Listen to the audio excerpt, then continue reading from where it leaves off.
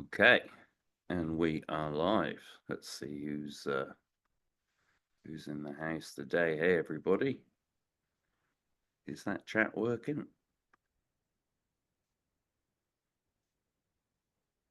Yeah, it is working. Nice. I can't see. Ah, there we go. Graham. Hello, Perry. Great to have you on the Morning, call. guys. Morning, all. Jaguar, Simon. All right. Okay. Yeah, it's me and Maurizio to start the call off today. So I'm going to do a quick overview of Bitcoin. And then, well, just before we dive into that, Maurizio, just what's your general feeling about the market? Like, I'm starting to get okay, I think we've had the pullback, and I think, so I'm more feeling more bullish than bearish, certainly. Definitely no. And I don't know, you guys watched my the videos last week, but I think Trump will be the next catalyst, the Trump positioning. So obviously these 2 weeks, if that we might see a little bit of a speculation and people come by and stuff like that, because I think it's really like there's a lot of expectations of Trump changing things. So I feel it definitely. I want to stop by on Friday, but it's one of those things that over the weekend, after New Year's, low liquidity, things like that, things could get a little bit choppy. But yeah, it's a few things that actually work pretty well. So yeah, I feel good. Like it feels really good, to be honest, to the outside. It does, I mean, prior to the election, we were doing more trending upwards than we were doing pulling back. And then that election hits, boom, and we get this. Sorry, this is on the weekly chart, everyone. There's too many Zoom things on the screen. So yeah, there's the weekly chart. So yeah, after the election, we had that straight shot up that broke us out of the range, and then we closed above that range and didn't feel the need to, retest it. Boom, we were off. Another great big candle. Okay, those weekly candles started running out of steam, but look how, like we just had a straight shot up for how many weeks is that? 1, 2, 3, 4, 5, sort of 6 weeks. We had a straight shot up, and then we get this pullback. This is an orderly pullback, like this is small in size, and now we're back up again, already retesting these levels. And if we drop this down to the daily chart, then we can see Scott's RTV pattern if we focus on this last kind of week or so. So it's that lowest low in 10 bars, and then it's a higher close, lower close. Well, if we look, you could draw a very rough kind of basic somewhere by the eyeballs line there, okay, which encompasses kind of, the tops, and it's trying to figure out what's a kind of general resistance area. And then that's how that retest pattern works, the bottom comes in, then you get a shoot up until you reach somewhere that gives you an opportunity to retest, and then you look to complete the retest pattern. So that's how the RTV works when you've got an actual, resistance point that you can see. So, we're looking possibly that we could get a buy signal on the daily. And if we go back to the weekly, well, we get that buy signal on the daily because you can follow it down through all the time frames, and then come to the weekly and to the monthly, and it just makes it easier to view. So if you were to be looking at the daily, thinking, okay, I want to see the sell signal complete on the daily, okay, then if you trade on the higher time frames, you can move that across to the weekly and the monthly. It just gives you some information, of where to get in. So that's part of the reason why I'm far more bullish now. That this is, I mean, I'm sure that we can get these lines out, and we could probably draw some kind of line to make this some kind of something, if you know what I mean. And, you know, it kind of works out, well, okay, then that looks kind of like a little resistance, that it was the support, that it was okay to hold. And now we're looking at this kind of 104 region before we go back up into those new old all-time highs. So what I want to see this week is for us to weekly close above that blue line. So in a week's time, I want to be here with this candle above that blue line. And then if we get a weekly close above that blue line, then I'm even more bullish than what I was, you know. But all kinds of things could happen, you know. Look at what happened here. We just got that wick up, okay, and then we did touch that line. We got a small wick over it, and so there's. Let's just see how the week plays out. But the big picture for me is, where does this weekly close finish? That's where I want it to finish, for it to be bullish. But what I want doesn't matter. But that's how I'm going to monitor the market for the rest of the week effectively. Nice. Now looks good, man. Looks good. Let me just share my screen instead. Perry has a really good question. Do you think we overcame that huge down week at the beginning of December? So that was basically a liquidation. Let's go over it, because I'm sort of monitoring what's going on, and I do have more data to add into it. Let me just share my screen 1 second here. By the way, do you guys hear me okay? It seems like it was a little bit of an echo. Sounds good. Awesome. Cool. Yeah, I think it was my headphones. All right. So let's start with this beautiful Bitcoin. So yeah, very close to what Ian just mentioned in terms of range. Funny enough, last week I was talking about all these ranges here and bounce exactly at that range. How funny is that, isn't it? Like exactly at the bounce, exactly here I bounce. Now here's the question: is this going to break out, or it will retrace, it'll be on this range forever, or it will come down, right? So those are the possibilities that we have, right? It's as simple as that. So either breaks above the 100K again and holds, and then if that's the case, so I see Trump as a catalyst, right? It's a bunch of little catalysts coming in the next couple of weeks in Jan. So that could be the fuel that we need to get this broken, right? And if it's sustained, then happy days. If it doesn't, then we either go on range or we break this low, right? Now, I was talking about liquidity, right? We were talking about the liquidity in the last couple of weeks, especially after New Year. So New Year's Eve liquidity was a little bit low. Obviously, everybody was on holidays, things like that. So today is actually going to be the first working day here in Australia. Well, no, not today. We started on the 2nd of Jan. But across the world, pretty much everybody is coming back to work today, right? So liquidity might start coming in. The interesting thing and things that I'm tracking is right here, the ETF inflows. So obviously, right now we have to make sure that this is kind of what drives Bitcoin at the moment to be, you know, what I'm saying, like obviously retail, people like us buying and selling, but at the end of the day, huge movements are driven by the ETFs, right? Institutional money coming into the system. So this is CoinGlass ETFs, right? So we can see that it was a big inflow on the 3rd of Friday, right?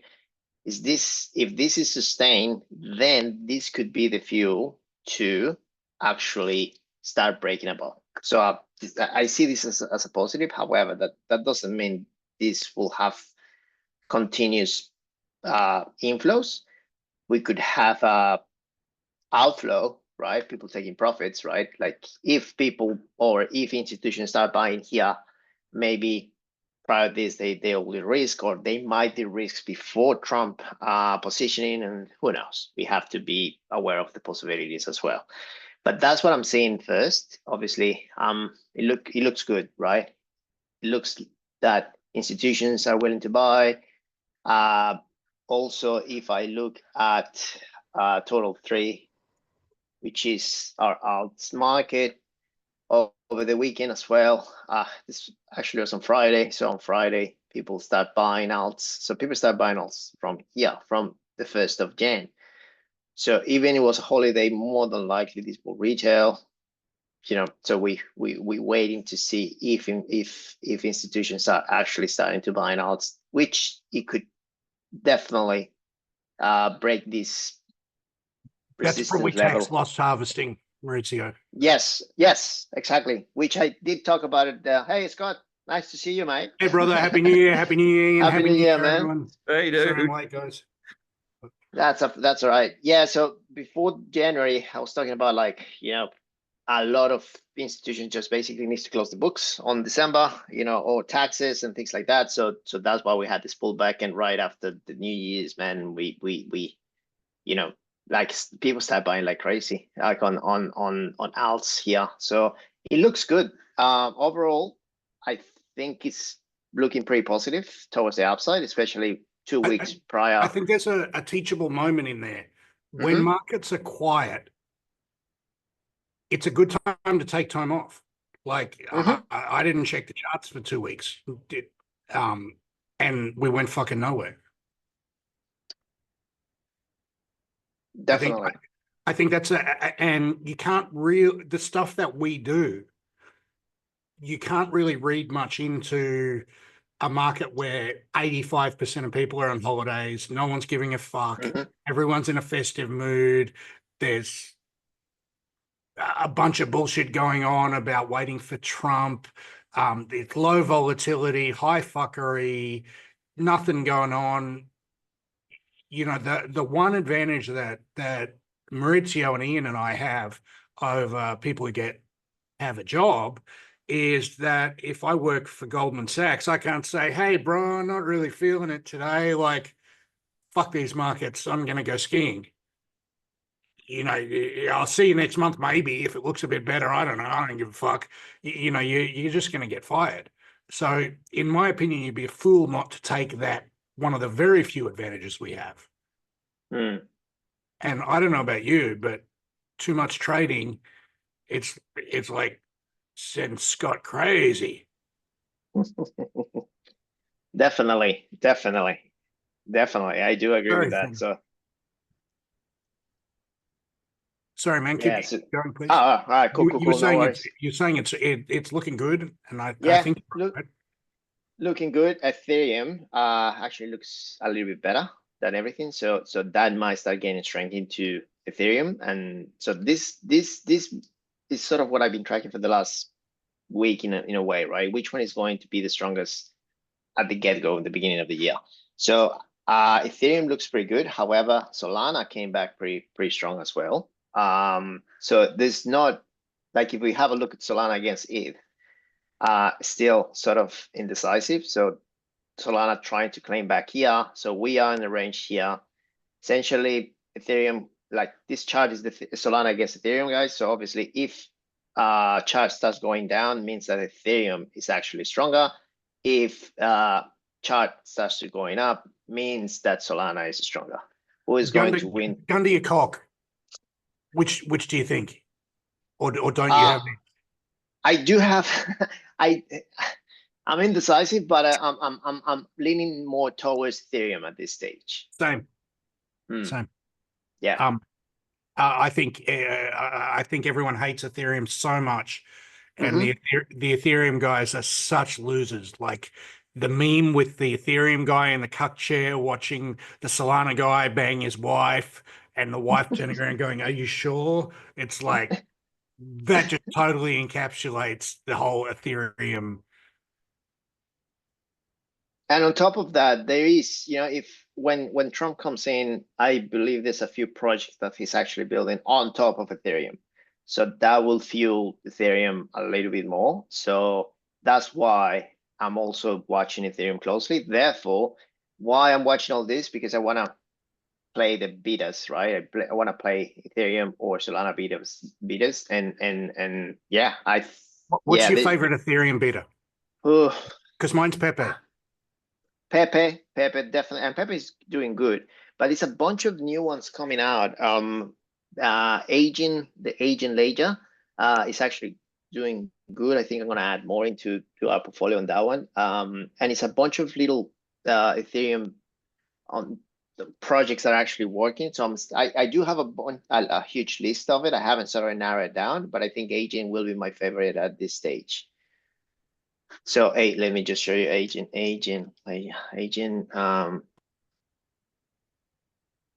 So The issue I have with this is that I tried to understand it and I couldn't. It sounded like word salad written by like I mean, it just doesn't like it's a good chart. Everyone I know who's technically competent loves it. Mm. Everyone says what a great game-changing project it is. It just I think if we come into a dumbass season, like what we're hoping for is a season where the idiots arrive. Is that what they're going to buy? No. This definitely no. I'll tell you what they're going to buy. I have a full theory around it. And yeah, but in terms of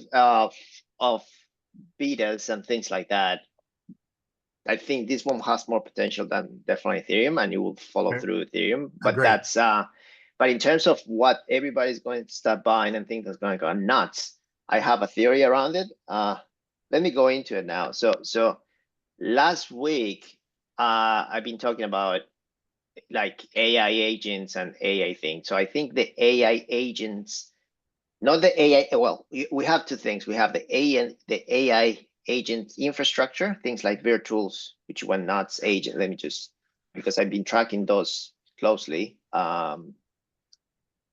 So we have all this stuff, infrastructure. So we have virtuals, right? Going completely nuts. We have That's Guru. right. We have agent. We have neural. We have OLAS. So we have all these are basically infrastructure. What that means is that definitely within these platforms, you can actually buy or create AI agents yourself. So you can create an AI agent that does a PDF or whatever the fuck you want, and then you sell it and have revenue out of it. So the way that I'm seeing things, I'm seeing that the AI agents itself, especially things that are actually being trading on the virtual protocol or even on Guru, are going to be the new meme stuff sort of deal. Like that's what people are going to buy. That's what, you know what I mean? Like that thing could go crazy. So how do you find, I'm tracking a few ones. Let me show you this. So how do you find them? You go to the CoinGecko terminal, and then they do have an AI agent sort of already filter.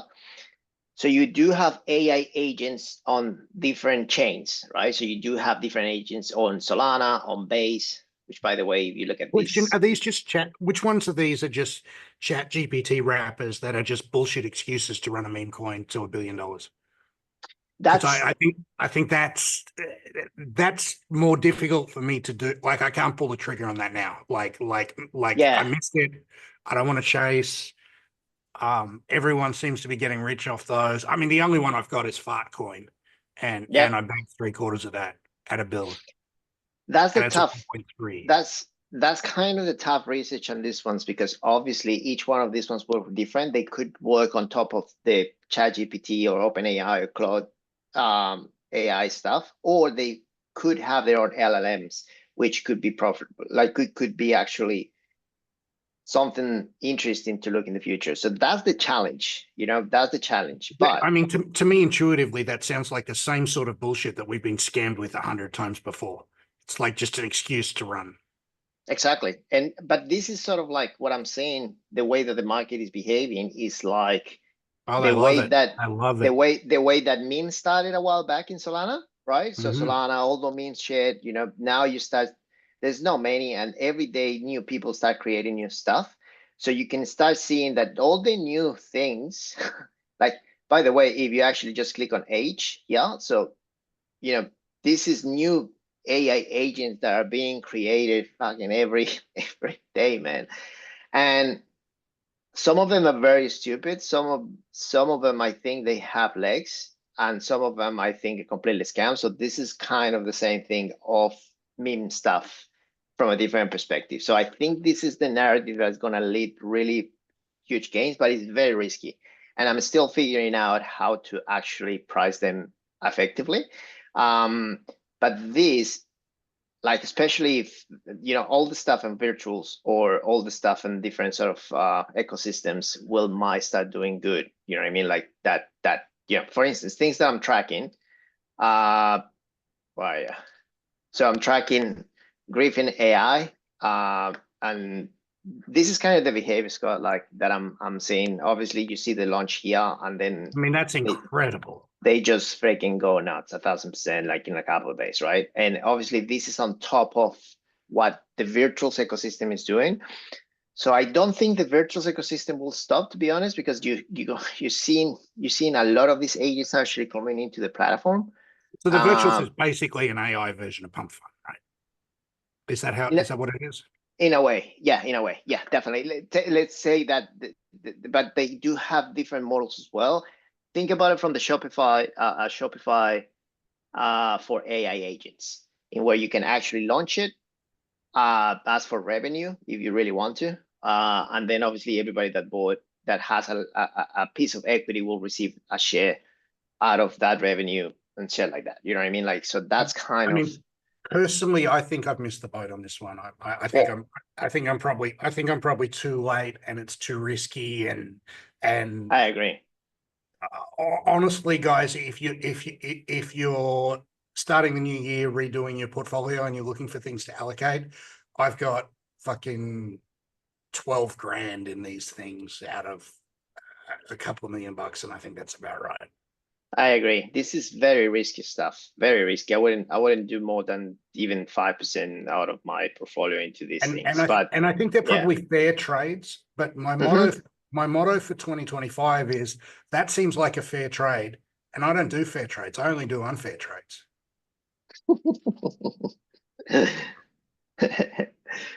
You know what I mean? Like, yeah, definitely. I mean, I think these could definitely work. The trend is up. They've got momentum. They're probably going to get listings. They're definitely the hot shit. I think Fartcoin is a combo meme AI bullshit with legs, just because there's no, like, fart jokes were funny when I was a little boy, and my daughter tells fart jokes all the time. You know, like, definitely. And it's like, and I think the mainstream media hate about. I mean, I saw Cliff Asness was railing against Fartcoin, like these guys just fucking hate that. You know, that I bought Fartcoin at 40. That we bought Fartcoin at $40 million market cap and started selling at $1 billion. Like the level of hate that is in for this particular coin, it sort of almost guarantees attention, right? Definitely. I agree. So that's why I'm keeping a close eye to it, and it's very risky game. But I'm feeling that this is kind of the new meme stuff. You know what I mean? So that's why memes are not like tracking, they're not performing really well, because there's a lot of liquidity coming into these things now. So yeah, but I find it interesting, right? That some of these things are just going nuts, man. Like, and you know, like. What do you think's not going nuts yet, but is that's what I'm like let's skate towards the puck. Let's go exactly. Let's go going. So in my view, I think we start seeing now rotation and things. This is so obviously we have these things already went nuts. Okay, question for you there. Are we still in a rotation market, or are we going to the type of market where everything sends and it's just a matter of what sends the most? What a good question. I think we still are in a rotation market. Why? Because I see some things going up in cycles. You know, for instance, this thing, virtuals going down, and the type of tokens going down and some memes actually going up. So probably based on that, I will say we might be a little bit on the rotation. I think when we get closer to Trump, I think everything just going into the same like exponential growth. That could be, you know what I mean? So, but yeah, based on that, that will be my answer. Okay. That's good feedback. Because now, Retardio, obviously, Retardio, I bought more at 7.2 cents. It's at 8.5 today. It looks like it's definitively found a bottom. All of the Murad coins got absolutely axed because people got more fashionable about the AI bullshit, and it's coming back. Greg Poole, good question. Maurizio, what's your take on PopCat? PopCat's been an underwhelming performer, but I think it's clearly the best cat coin that's still undervalued, arguably MOG. Fart coin, I think, is overvalued. I've sold 3/4 of it. Of what I have, I'm holding a little bit as a runner, because if we get a ridiculous bull market, you could see fart. You know, you can see the headline, fart coin at 50 billion or some stupid bullshit like that. I'm up 100,000% on Retardio, so I don't have to stress. Like I bought it. I bought it at a 1/10 of a cent, and I've written it up and written it down, and I track the holder metrics very, very carefully. And what I see is none of the large holders have sold. None of the top 20 holders sold in the pullback. They're diamond hand motherfuckers. Sigma, strong community. The metrics are good. I think Sigma has a really good. I think Sigma has a really good shot, but Sigma, Retardio, and Lock-in are various risk versions of the same trade, which is the Murad trade. Lock-in, I think, is a great word. I think it's a great meme. I think it's a little concentrated in ownership. I'm considering flipping that one out. Lock-in is the least convincing of those. BullX, I've never used it, but my buddy Antoine loves it.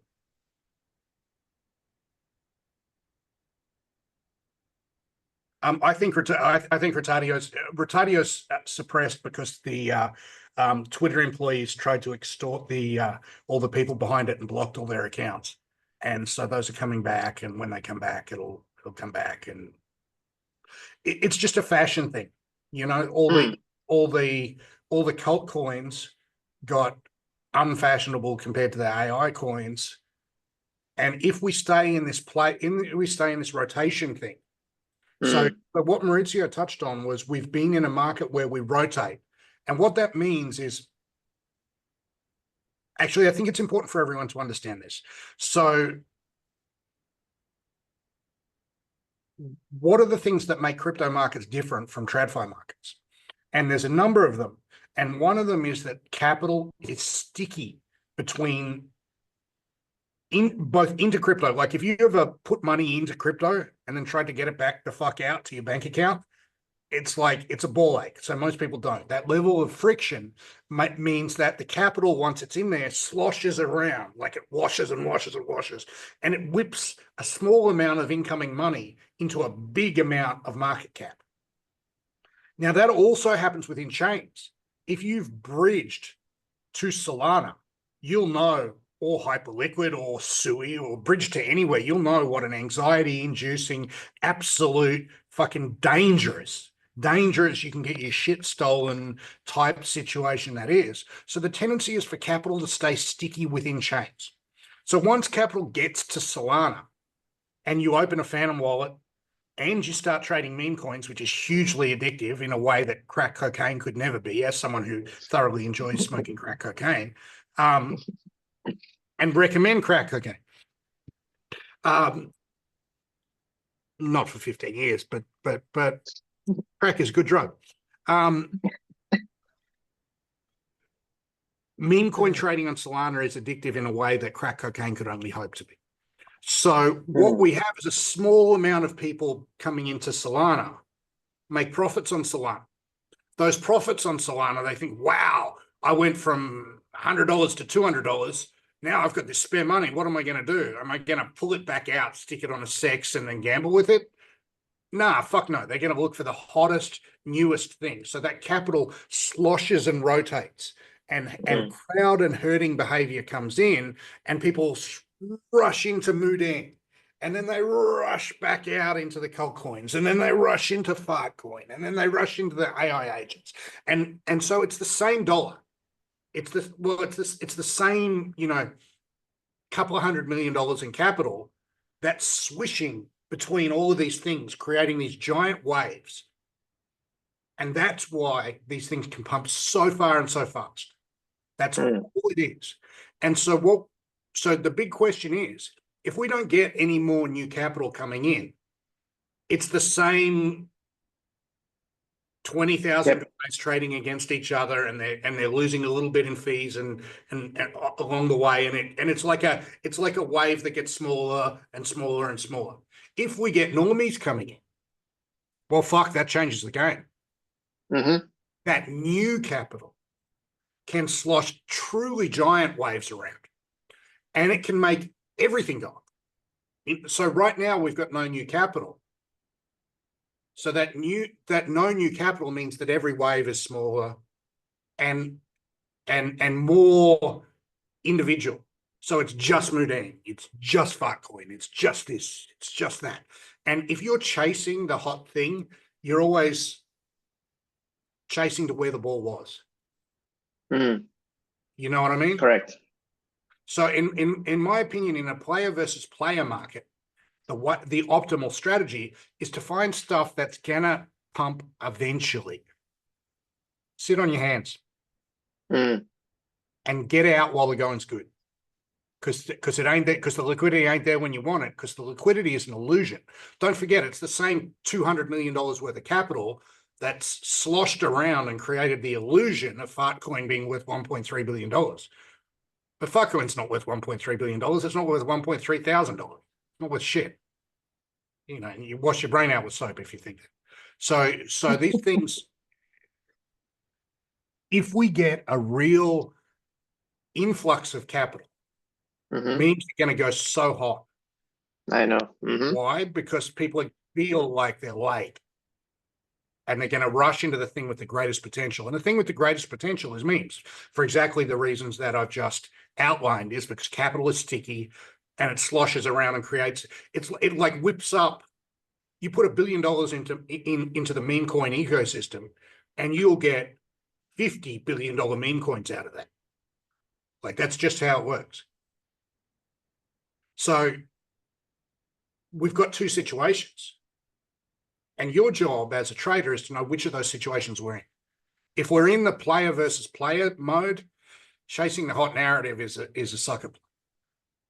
If we're in us versus the retail guys who are coming, well, we're retail, but the new retail guys, the XRP buyers, because there's only so long that someone can sit in XRP before they look over the fence and see us making millions out of Fartcoin and say, so I'd like to try some of that crack cocaine I've been hearing so much about. I hear it's not very addictive and highly profitable.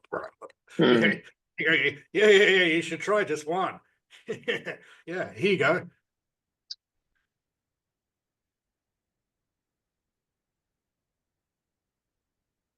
XRP guys are so dumb, Perry.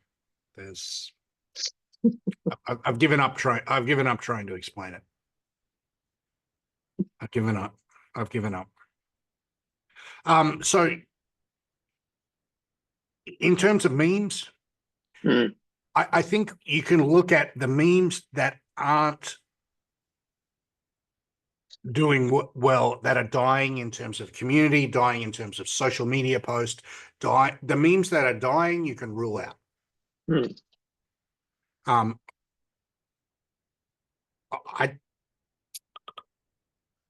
love Retardio. It's my second largest individual position. Yeah, Retardio is pretty good. Retardio, I still like Retardio, definitely. I like and in terms of like meme stuff, like I had a Like Giga is great. That's the outstanding. Giga's That's the keep, outstanding chart of the yeah, cult coins, yeah, definitely Giga's and keep coming up. SPX as well. Oh, XPX is unbelievable. Look at this Unbelievable. XPX. Yeah. And I thought this was bullshit when Murad was talking about it. I thought, man, Mm-hmm. the meme isn't funny. It seems so weird. Yeah. Yeah, this one was interesting, and someone asked about this one. We got into this one around here. This is sort of, it is a meme of not a meme. This is sort of like the same thing, the same infrastructure play as Virtuals, but it's on Solana. So we're on positive here. So I think this, I'm gonna be holding this one as well. We're slightly on profit. It's called Dasha on Solana, by the way. So I saw two people post about that who yeah, are heavy Retardio holders yeah, it today. is kind of, if you look at the same narrative that happened with Virtuals, this could be something similar, but it's still a long way from Virtuals, to be honest, in terms of development and things like that. But it could catch on in terms of narrative. So we bought around here. It's been bugging What around about for the a couple of days. Hyperliquid ecosystem? What about what's your hype beta? I think that's probably, I haven't done it because I'm just so balls long hype. But On Hyperliquid, I think, yeah, that's the thing that I haven't. But but before we go there, what do you Yep. think of the hype chart? Oh, what, sorry? What do you think of the Hyperliquid chart? Oh, amazing! Holy, that's pretty good. Like, it is pretty good. I added a little bit more as well here, around here. So Yeah, definitely. I added yesterday. Where am I? I'm a little bit underwater. Yep. On what I added another 6,600 hype. So what's that? About another 200 grand. So I think it's going to be like, it's pretty well supported around this level, around the 22 area. So I think this one is going to be pretty good. Yeah, definitely. And now we start getting, the exchanges added into the spot markets, and that's going to create a lot of people not selling this thing. So that will be another catalyst as well. They do have something coming up, the EVM coming up as well. So I think that will actually trigger the price a little bit higher. So it's news. It's a bunch of these new projects, guys, that in January is The going to pullback was launch. actually caused by a mate of mine, Okay. who's a guy called Loracle, who's one of the 3 devs. There's 5 devs on Hyperliquid. 5 guys built the whole thing, and one of them I know really quite well, and he's going to advise me on the tokenomics for the trend coin, and Awesome. and he sold out. He wiped out 23 million US. Insane, man. And it's still holding. That's what is impressive, isn't it? Like, you know what I mean? Like, that's, wow, far out, man. I think yeah, definitely hype is going to, I who mean, knows where he's I'm gonna go, thrilled man. for him. He's a great dude. He's like a great dude, and he helps me a lot. And for 5 guys to build that, like there's companies with 500 guys that couldn't build that. Yeah, man. And they added the staking side of things. They now starting to add different. Yeah, if you're staking, use my buddy Loracle. AlphaTix is the staker. Which one? AlphaTix? AlphaTix, my boy. That one. Okay. Yep. Could you I heard someone in the group, could you explain a little bit more about the staking, how it works, Scott, and why it's a good idea or not a good idea? Okay, so the staking on the face of it is shit. You get 2.3, you get 2.1%. You can unstake in a day and you get your money back in a week. So that's the catch. The week back to get your money back to trade is like, that's, if you think about the cost of it, if you think about what capital is worth, about 20 to 30% a year in crypto, call it 30%, divide 30% by 52, which I'll just do. 0.3 on 52 is about 0.5%. in off the yield. So the yield is really 2.3% less 0.5%, which is about 1.7%, which isn't worth it. But if you look at the tokenomics for Hyperliquid, they only released 30% of their tokens in the season 1 airdrop. So the people who stake early, if you've got hype, stake early, you're going to be eligible for the season 2 airdrop. And the season 2 airdrop. Hey, baby girl. Mommy was angry at you. Does that seem fair? Did she have a reason? Yeah. What was your reason? I wanted to go to Teddy's shop, and Mommy said I could go with you. Okay, you can go with me. But we'll take Dashi too, okay? Okay, let's take Dashi. And also Teddy's coming. And Teddy coming too. All right. Forever, I reckon. Okay, sound good. Do you want an iPad to play? Do you want to watch some Paw Patrol or something? Daddy, I want to play a game. Okay. Stay here forever. Forever. Yeah, until you come out. Until I come out. This is all very plausible. Okay. Which game do you want to play? Daddy. The coloring game? Yeah, I want the color game. There you go. Sorry about that, guys. The real reason for staking your hype is because you're going to be eligible for the next airdrop. And the next airdrop, they're going to go nuts with it. I think so. If you buy That's- a hype yeah. on KuCoin, you don't get airdrops. Mhm. Yeah, she is super cute. That's what you get when you mix bloodlines. You get hybrid vigor. Hey, when you actually stake and it comes up and it says select a validator. Okay, so there's 16 of them. The two best choices are the Nansen one. Nansen gives you, and you're eligible for airdrops as well. So every validator gives you different airdrops. Some of the same. Nansen will give you some extra airdrops. AlphaTix probably won't give you extra airdrops, but they also don't charge any fees. So everyone else is running a validator for profit. They're clipping the ticket for 2% of the money that you make. And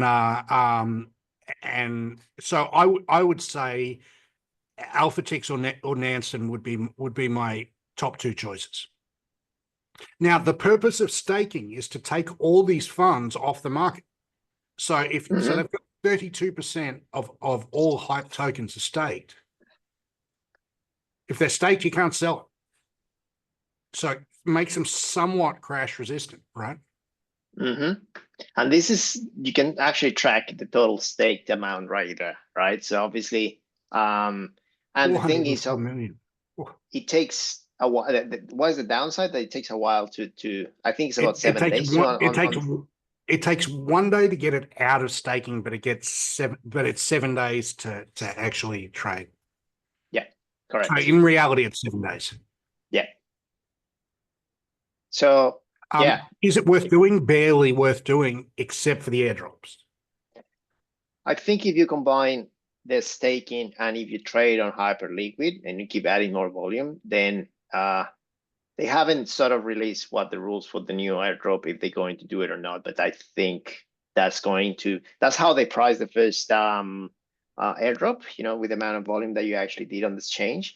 So on top of this, then I think that could be really profitable. You know what I mean? Who knows when? Could be 6 months, could be a year time, but that's the thing. And I think this is the trade of the cycle. We've got the winning horse. And can you load up stats.hyperliquid.xyz, please? This is what you want. This is what you want to keep track of.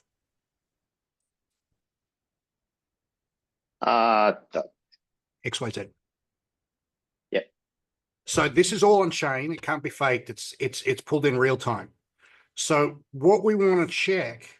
open interest goes down when people get liquidated, but you can see that open interest is going back up again. And you can see that our total, the trend is up. Open interest is, so by comparison, Bybit is 20 billion open interest. Binance is about 30 billion open interest, depending, between 20 and 30, call it 30. Bybit is a little lower at 20. OKX is 6.9, and Hyperliquid's at, between 3.5 and 4.5. So this is what you want to keep. This is the first thing you want to keep an eye on. Is it taking market share off other exchanges? We know that there's only two businesses that are real businesses in crypto. How do we know this? Because the people who are rich fall into two categories. Category one, I own a layer one or a big chunk of a layer one. Ethereum, Solana whales, blah, blah, blah. Ethereum, Solana is one of the best businesses in crypto. Ethereum is one of the best businesses in crypto. Like layer ones are the ducks nuts of business. The second category is the people who own exchanges, like fucking Coinbase, like the Winklevi, or like CZ. They're all the richest cunts in crypto. Why? Because they own exchanges. Why? Because exchanges are extremely profitable. And if you scroll down, you'll see why exchanges are extremely profitable. So you want to see that volume continue to go up. HLP is their market making program that you can put money into, which I like and recommend. Keep going down. The liquidations are how how it makes money, and the traders net P&L. Look at how much traders lose. Every time a trader loses, Hyperliquid gains. They liquidate them. It should be called Hyperliquidated. This is like that. This is the psychology of it, and not understanding how to actually operate on leverage is very, that's how people make money. That's why exchanges gives you 10x, 20x, 30x. They want you to use it. If you don't understand how to use it, don't use it. You're gonna lose all your money. If you know what I mean. So that's how they make money, man. Like that's how they make money. You can actually do 100x. Like on Hyperliquid, I think you can go up to 100x on Bitcoin. Like you can actually leverage up to 100x. Let's have a look, because like if I do Bitcoin on perps, up to 50x. That's that. You know what I mean? Like and the reality is that you need to understand leverage. Leverage is different for Bitcoin. Bitcoin, I'm comfortable using 10x leverage. For altcoins, most altcoins, I top out in the early stages at 5-to-1 leverage. But 5-to-1 leverage on Pepe is not the same as 5-to-1 leverage on Solana. It's just not. So unless you understand how this shit works, you're on a cruising for a bruising. Definitely. Like it's dick in a blender stuff, guys. If you haven't done Maurizio's leverage trading course, or you don't understand intuitively, and I can explain the maths if you all want to be bored for a bit, but it is a powerful tool, but also it's risk on, man. Like if you so right now I have a leverage trade on Hype on KuCoin. And let me just pull up the stats on it. I have. You want to share the screen, Scott, or no? Yeah, sure. What the fuck, no. Where are we? Okay, so I'm down 8 grand since yesterday, and my position is. They do it a different way. So it's 6,695 Hype with a total value of, I can tell you, I bought 6,600 Hype at 25.3, which is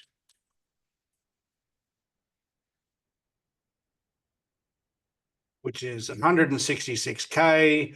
And I did that with 73K cap, 77. And so I'm at 2.16 leverage. Now with 2.16 leverage, which isn't very much, most of you would consider that quite pussy.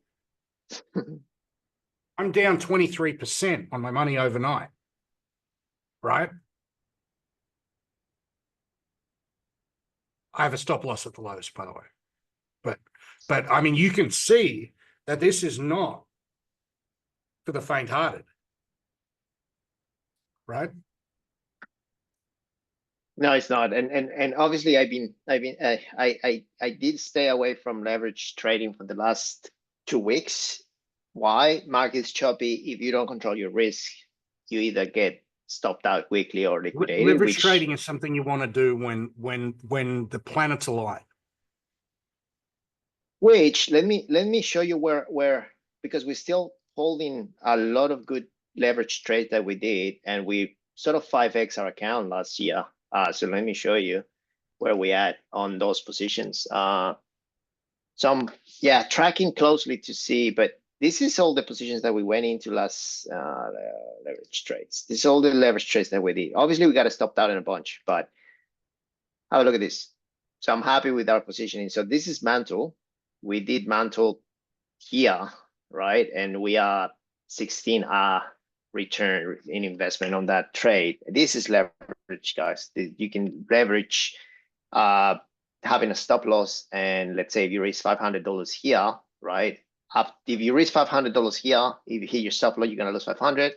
But up to this point, those $500 are worth $8,000. So it's not bad risk reward for this trade, right? Same thing with Say. We did this trade on Say,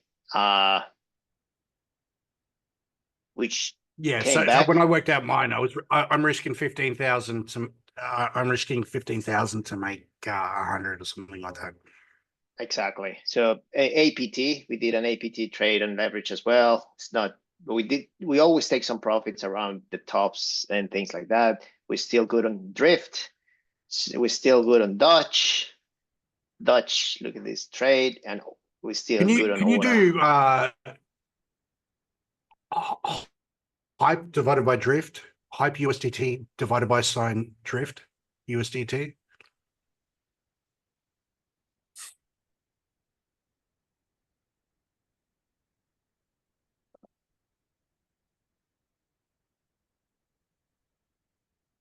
Let's do drift. Student body. There we go. Right. Okay. Interesting. That ain't a bad trade. No, but trade, definitely hype better, much better trade than drift. You know, if you're looking for a lower risk way to play, let's take a look at hype divided by DYDX. Definitely that's going to be. So if you're looking for a lower risk way to trade these things, you can be long one and short the other. And that's a good way to do it. That's generally a more professional version than just straight, I like this coin, let's punt on it. Let's bet on this shit.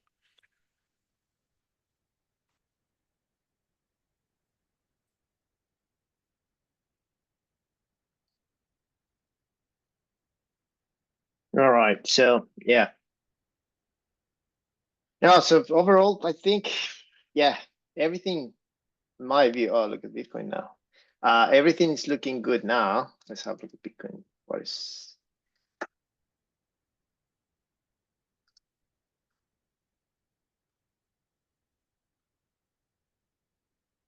All right.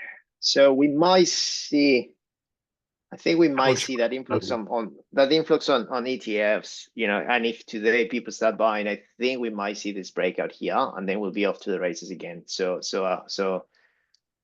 and the key thing for me is that this is the first time we've seen alts outperform Bitcoin, even when Bitcoin's on a tear. No, definitely. Definitely. So there's going to be a lot of opportunities as well. So obviously, if you haven't been positioned yet, there's going to be a bunch of new positions that are going to be. Obviously, we are sort of overextended. So Can you load up? Can you load up ZRO? Which one? Ah, so yeah, definitely. Because okay, so the things that I was reddest hot on last year, not all of them have played out. Rollbit, we made a 2x, but I capitulated on that. That's been a thoroughly underperforming coin.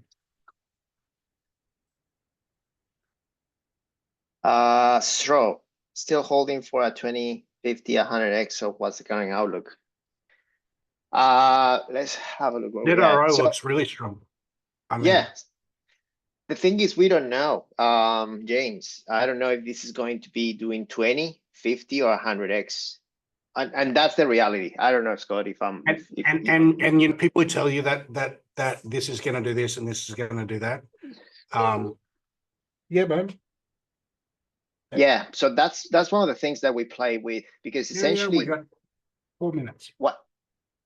What happens when we have market strength, all these ones more than likely tend to actually outperform Bitcoin. So for instance, this is the spaghetti chart that I built with new projects. So Bitcoin we have here, and then everything, once Bitcoin starts going up and Ethereum starts going up, most of these projects start to outperform Bitcoin. At some point, people are going to start taking profits, and that's when we're going to start taking profits. So in terms of straw, that could be at 7, that could be at 10, that could be at 20, that could be at 15. I have no idea, mate. Like, honestly, that's why we track this every single day, unfortunately, right? And that's in another way, FinRep will do these things automatically, but obviously I'm just doing it manually in a way with a different sort of, but that's the power of FinRef, by the way, right? So obviously that you don't have to worry about all this stuff because he will take you out. But that's kind of, in terms of giving you an answer at 20, 50, 100x, who knows? Okay.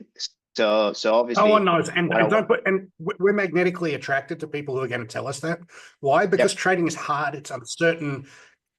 Like, I just traded like a piddling little couple of $100,000 worth of stuff yesterday, and my anxiety, which had been back to normal levels, just spiked through the roof on a Sunday. I'm like waiting to get filled on a limit order, and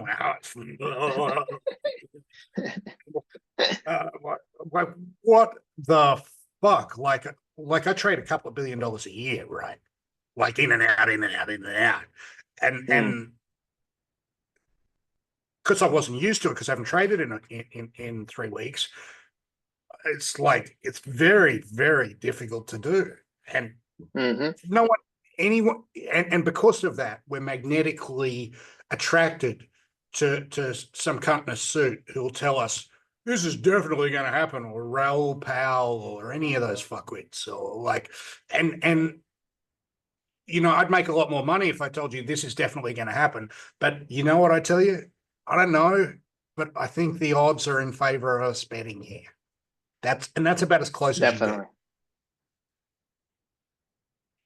That's it. And obviously, you know, we're trying to sort of figure out what the market is doing. And once, essentially, a lot of people is going to start getting out when Bitcoin and Ethereum start losing momentum. I don't think we're very close to that moment yet. So that's why we're holding a lot of the positions that we have. But it's going to come to a point that a lot of these things is going to drop down. So we'll see how do we manage those ones where we are. You know what I mean? We can get 100x, we could get even more than that, but then we can even get 1x, who knows, 2x. So it's one, yeah, very, very, yeah, that's what trading is all about, man. So it's not an easy task to do, to be honest.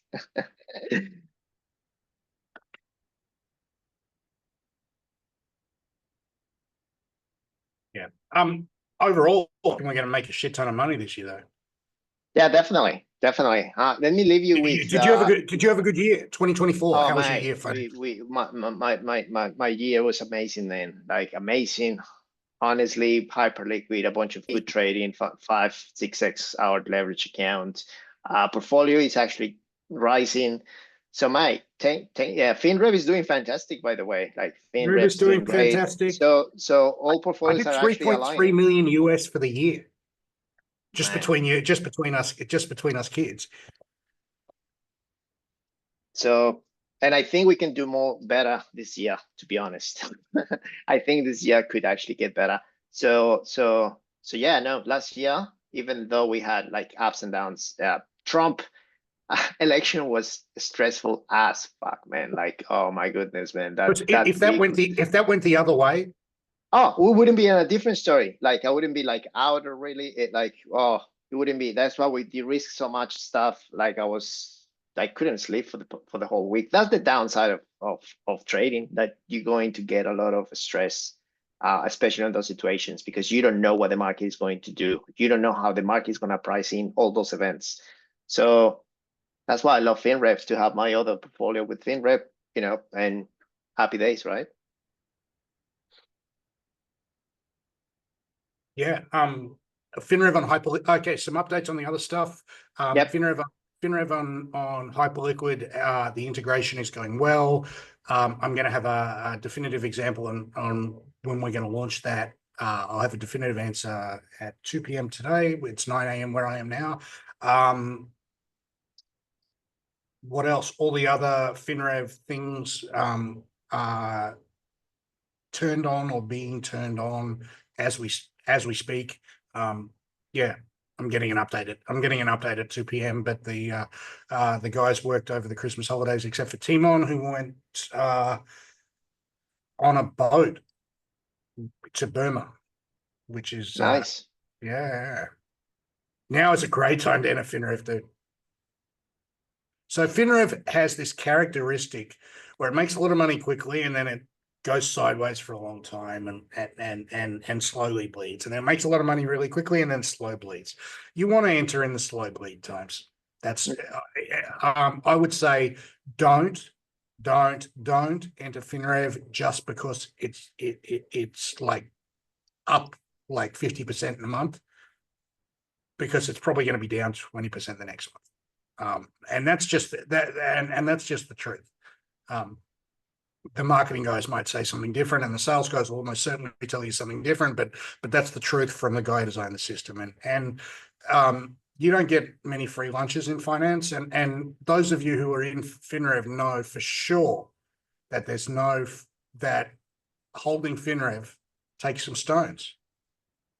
When it makes the most money, you can make even more stuff on Fartcoin, even more money on Fartcoin. When everyone's getting fucked, it gets fucked a lot less than everyone else. So it's kind of it's safer, is what I would say. So, and it's definitely less stressful, because at the end of the day, if we're not right on Fartcoin, then what happens? You know what I mean? Like, so that's why you also have to mitigate your risk. So you have a lot of trades. We do a lot of calls, don't go all in on one and stuff like that. You know what I mean? Like, although because we're not always right, and we're never gonna have all the trades working in our favor. That's I wish I could working towards to be that amazing, but it's very, very tough. Very, very tough. Mm-hmm. And if you've got the gold package, and you've got the degen accounts, then when those things pop, they will pop hard. And then it just makes all of this that we're doing in here, like, I don't want to devalue what we're doing by using a word like fun, but this can be fun in the 100x. It can be a learning environment. You can just get to, know crypto, because being here, like, I think that's like 90% of it, and then the other you've got to show up and be halfway competent, not act like a fuckwit, and you're going to get rich. Exactly. And keep in mind that acting like a fuckwit has a very, very broad definition in crypto. Like, there's 100 ways. You build 100 bridges and you suck one cock, you're not a bridge builder anymore. Exactly. It's a very good question of Chad. Like, how much would you put in FinRev? In my portfolio, Chad, I have pretty much 70% of all my portfolio in FinRev on my sort It of, depends of, how, of my it depends how crypto. good you, it depends how good you are. It depends how long you've been doing this. Hmm. Depends how likely you are to fuck it up. It depends what your income stream is. If you've got a very stable, straighty 180 job, you can take a few more risks on the thing. If you've got a job that's tied to the economy or tied similarly correlated to crypto, like I guess I'm a crypto influencer of sorts. Like I shouldn't be taking as much risk as I do. So there's no real one size fits. There's no one size fits all. I would recommend that even if you're almost 100% in FinRev, take 2 to 5% minimum, and just sprinkle a few really long shot bets just in case they come off. Because Exactly. if one of those comes off, like I had 3 come off last year, and they just made my year. Exactly. Definitely. I mean, Definitely. we're gonna Pipe and step- ENA, those are 2 standouts for me. Those are those are So 2 absolute standouts for me. Absolutely. It's like the leverage course that you mentioned that we'll have details for people on later on. Maurizio talks in that leverage course about how, well, you know, Scott talks about let's trade in the easy times to trade, hard times to trade. In a few weeks, it's my belief, there'll be more trades and more opportunities available than you can shake a stick at. And that can be a dangerous time as well, because if you've only got X amount of budget, you can't be pulling it in, taking it out, pulling it in, taking it out. Very good point. Very good So, point. a lot of And also you'll be doing the most at the time when you're about to get fucked the hardest. Definitely. Exactly. And we've all experienced it. Like playing and winning, playing and winning, playing and winning, playing and winning. Oh, not just the tip. Oh. Exactly. You know. Crypto will hurt your butthole if you let it. Keep that shit clenched tight.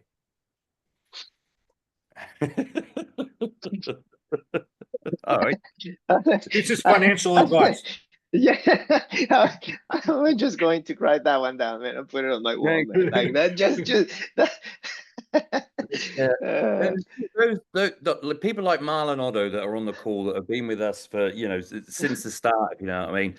Other people, the more that you hear these heuristics from Scott, it's like for me, they sounded funny at first, and then the more you understand, the more you realize how these heuristics really are a shortcut just to keep track of yourself during these different phases of the market. Like this over Christmas, this is really the first cycle that I have taken that downtime over Christmas. Because I'm like, yeah, I'm cool with everything that's happening. Guys, I nearly booked myself into a mental hospital last February. Like I Well, would you have did, if I mean, like trading crypto, like getting up in the middle of the night to check my positions on leverage, taking a piss in the middle of the night and checking, like 3 months of that, 5 months of that, and I was a retard. You know, you checked into a hospital and a Thai doctor had to give you the crack pipe just to straighten out again. Oh, please. Yeah, the crack pipe seemed like the kindest, gentlest, healingest thing I could do for my body at that stage. Oh, fantastic. Well, good to see you, boys. Cool. Good to fucking Good see to see you. you, man. Yeah. How much fucking money are we going to make this year? We're going to make a shit ton. Man, how much are we going to keep? We're going to keep every last fucking cent of it. Definitely. Who are we going to dump on? We're going to dump on all the motherfuckers who didn't have the balls to be here now. We're going to dump on their heads. We're going to sell it out. We're going to fuck them all. And then we're going to ride the wave down, man. Yeah, then we're going to ride the wave down. Money, man. We're going to double it again. Right. And all of this. You're going to hit your number this year, Ian, right? Like you're on track to hit the number. Well, a few things, a few cards go right. Well, if my cards go right, but now there is this outlier of the trend token, of which there's a full video in the 100x Club. Who knows what the fuck that is going to do, if you know what I mean? It won't be when Lambo anymore. I need something better than a Lambo. So, I mean, that's a real outlier. And that is for everybody in FinRev. That's for everyone. You guys are all getting paid on there. And it's not just that the token goes up, the token pays in USDC in a 22 split. Like, I urge everybody who's in FinRev to watch that video that's in the 100x Coin Club where Scott explains trend. And if you're not in FinRev, well, you don't get the airdrop. It's that simple, you know, and that could be the outlier that dwarfs my number. And So you'd encourage me to already make my number bigger. So, fucking dog. oh, here he is. Get on your moped. That's a 40-kilo dog. I've got a riding on my motor scooter. No, how does he fit on? Really? Yeah, she does. She barely fits on. She lies down and. Okay, so here's the deal with trend token. We've seen that the most successful launch of the last ever in crypto has been Hyperliquid. And what Hyperliquid did is they overly generously rewarded everyone who used it. Overly generous, like just obscenely generous, just like in a way that was like mind blowing. And I'd like to take and instead of having a bunch of venture capitalists invest and sell out for a 10x return or 100x return and reward those motherfuckers, which I could have done, like could easily do. We're going to do the opposite. So we're going to do a community launch thing because we don't need money anymore. I got plenty of money. We all got plenty of wins to fucking FinRev. So